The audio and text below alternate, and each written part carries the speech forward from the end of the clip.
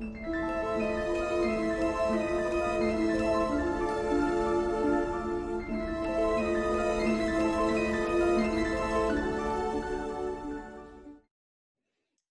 and welcome to the 64 Doors. Today we're going to open door 29. Here we find the water goddess, and this is an archetype that is all about wholehearted commitment and devotion. We're going to explore her from a human design perspective and a gene key perspective.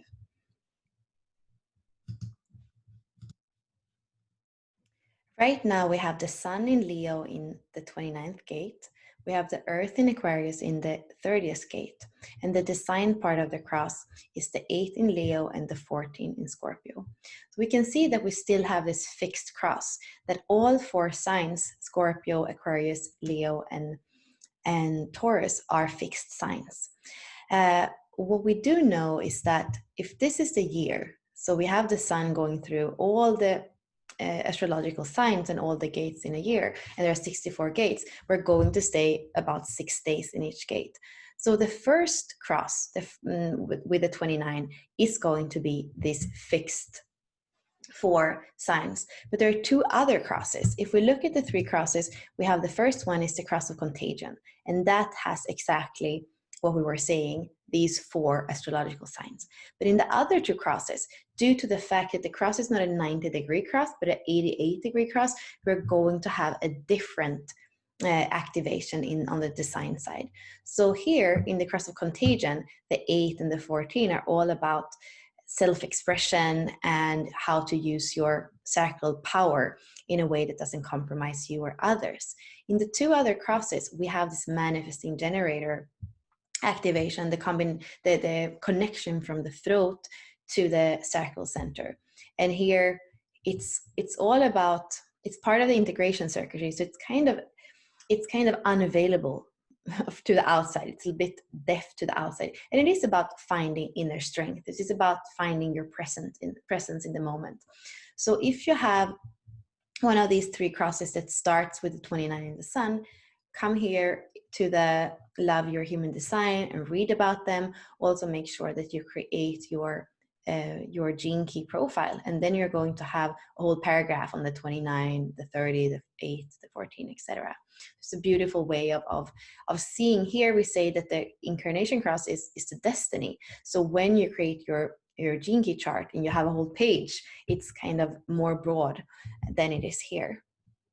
So going back to the body graph, we can see that the 29 comes from the sacral center and points up to the 46 in the G center. Here we have a tantric channel. We have life force, pure life force, we could say, that is circulated up to the heart, to a less dense energy, to more refined energy. And the G center is about love, it's about direction, it's about identity. So here we have an energy that comes from the sacral, goes up to the 46, the love of being here in physical form, and it creates this yes for the journey, this saying yes to the experience.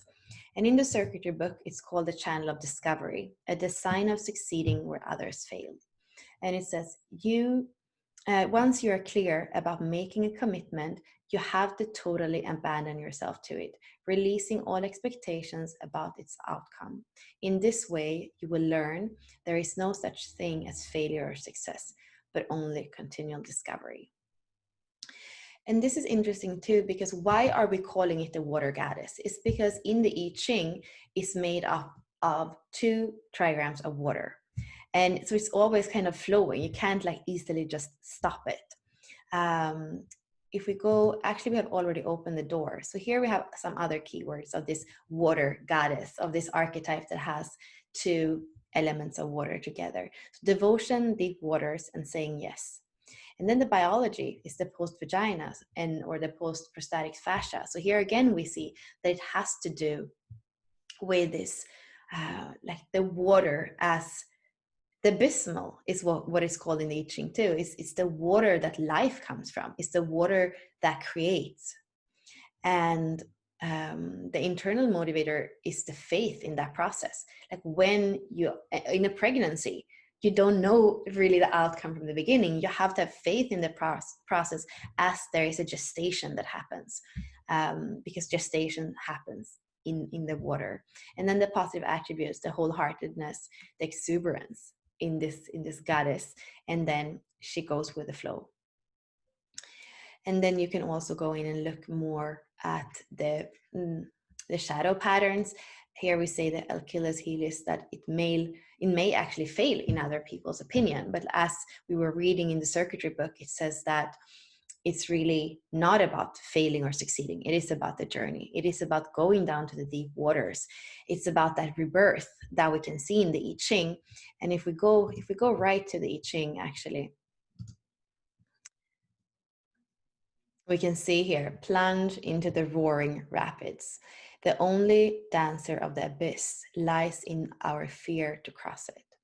And it says, half-heartedness leads to danger, commitment to follow the river, and deep dive into devotion.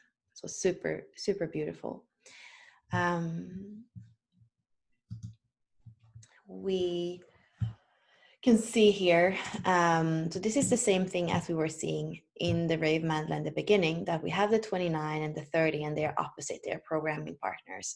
And in the Gene Keys, we have 3 frequencies. We have half-heartedness, commitment, devotion in the 29. The lower frequency, the red color, is about a frequency that has to do with fear, that has to do with contraction, that has to do with not trusting life. The green color stands for the pathway. It's like the human range, where actually we can spend a lot of our life if we commit to living in our highest possible frequency. And then the blue word is really the highest frequency, the glimpse of like really that creator level. And when we look at the 29 and the 30 together, we can see how those words, the red words, go together. Like each frequency goes with its mirror opposite, you could say. So half-heartedness and desire go together. Commitment and lightness go together, and devotion and rapture go together. And again, we can see here too, leaping into the void. That's really what happens. You say yes, but you don't know the whole process. You have to say yes without knowing the whole process. And when you say yes with the whole heart, there is no failure. And I would also say with the 29, to really not just say yes for the sake of saying yes, but saying yes when the heart is there, because otherwise there is this risk. There is something with the 29 and the 30 that feels a lot like the third line in the hexagram, that really has that is here for playfulness, that is here for saying yes. But when it doesn't feel in its element, it can kind of just cut. And that means in the low frequency that you don't get the journey, that you don't succeed, you don't come out on the other side, you kind of have to start over again. So that's something to see in the 29, the 30 together with that third line. The 30 is fire over fire. So we can kind of see that with the third line and the element of fire. But even here in the 29, it's really, say yes when you feel dynamism. Say yes when you feel like your heart is in. Otherwise, no. And that's the same thing, the same advice we could give to a third line personality, for example.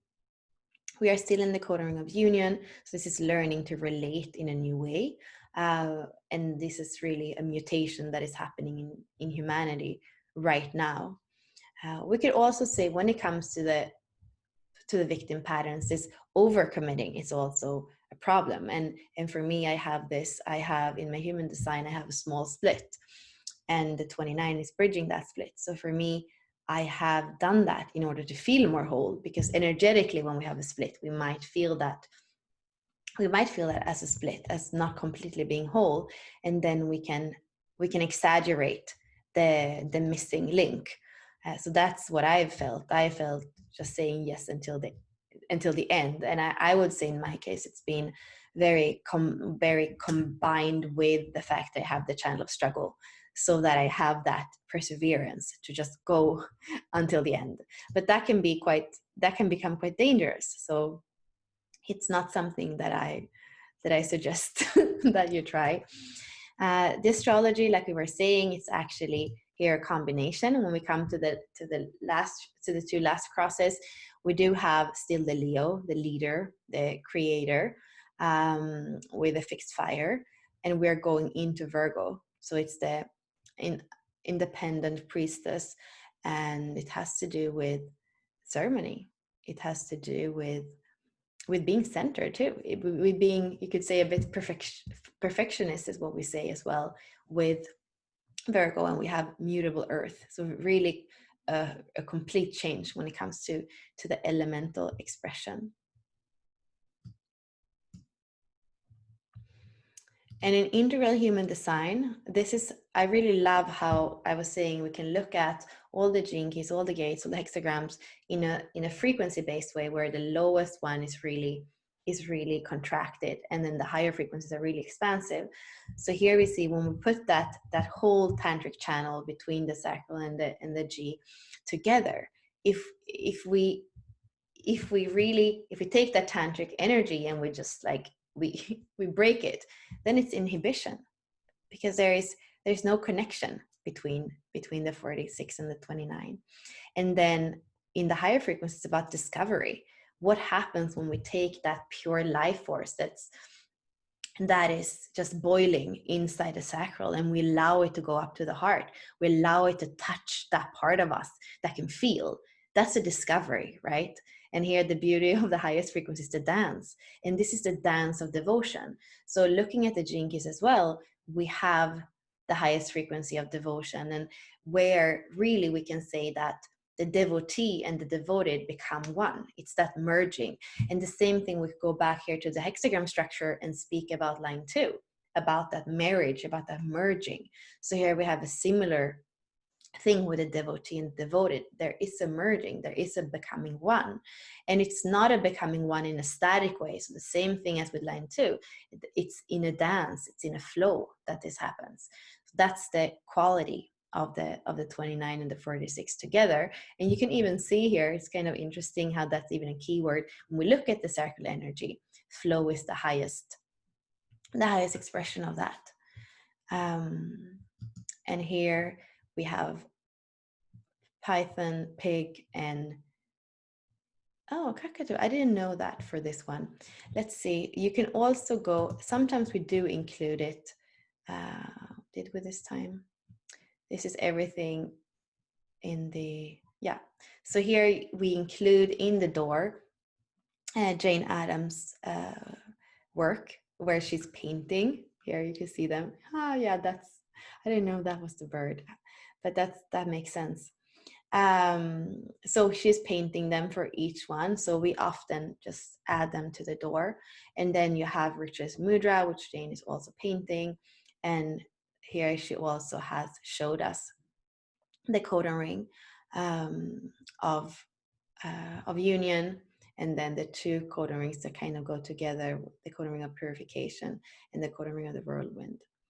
So this is really a beautiful, beautiful resource. And then also you have the contemplations, or the blog section, where you can also add things to it. You could let us know if you want to contribute anything that you are writing, that you're creating. There are also videos that if you have anything, we can just embed the link to it. So please reach out to us, because we love to collaborate on the keys. So yeah, let's see. So for this week, I would say it is about tapping into your tantric energy, to your tantric potential. What does it mean to have that it's the sublimation, you could say, in one way, because you take that pure life force from your sacral and you allow it to come up to your higher chakras, and to be refined and to be somehow personalized through your heart. Like in one sense, the heart is universal. In one sense, the heart is also your unique flavor. So when you take that pure life force, which is like what we all are made up of, right, in the sacral, and then we let it come through our heart, the expression for all of us is going to be different. So what is your expression of that life force, of that? I mean, we could say it's the Kundalini. We're more going into really that kind of dragon-like energy. That's what we're going into next week. Here we have a more watery energy, a more flowy energy. And then we are going into the 59 that has more to do with that Kundalini. And you also have questions for contemplation in the door that you can go to. And actually, if this is a an energy that you want to embody more, or you want to see what is to include in your life, work with the questions. So here you have like the simple ones. Are you prone to overcommitting? You know, what does it feel in your body when you say yes, but actually you mean no? And how does it feel in your, how does a yes feel in your body? How does a no feel in your body? This has been a lot of my training when it comes to the more tantric practice. It's like, how does a yes feel? Like, how does it feel inside of you? Because many times it can come from the mind, but how is it, especially as generators, how can we allow it to come from that body language? The body always knows, the body never lies. And then we aren't entering into experiences or even relationships incorrectly. And then you could also see this, like we were saying a bit with the third line, what are there things in your life that need to come to an end? Are you postponing? This is the dilemma of the 29. Are you postponing that end, or are you postponing, maybe saying yes to something? So postponement is something to look at this week as well. And of course, here we have the abyss, and it's if you are going to go there, you have to trust it. You know, there's something with it, because if we go there, if we go down to the deep waters with a lot of fear and contraction, what we are going to have reflected back to us is that. But when Scorpio, for example, goes down to the deep dark waters, he knows that that there is a potential for rebirth. And when a woman says yes to a pregnancy, it is because she knows that that seed is going to grow to something. And also, again, this devotion in relationship. What does it look like? Like devotion to life, devotion to the other. What does it mean? And how is that flow, the nurturing, like the devotee, the devoted, they become one. Like how does it feel? How does it look like? Have you experienced it? Is there something about a commitment that you want to make when it comes to experiencing this sacred marriage, where it doesn't matter where I start and you end? And that has to do with like on a higher level. It is about soul yearning. Like here, if this is a water goddess, what do you want to ask her for? What is the journey that you want to embark on? And you can trust the current that is going to take you. Like there is something for me very, very beautiful. I feel like this gene key has almost killed me, but it's also a gene key that I wouldn't live without. If I had to choose one, it would probably be this one, because it makes me feel that tantric trust, that tantric yes to life, and that knowing that whatever arises, whatever the journey puts in front of me, I know that I have everything it takes to live it, and to live it fully, and to even live it with an open heart. So I wish you a beautiful week, and I'll be back next week. Thank you.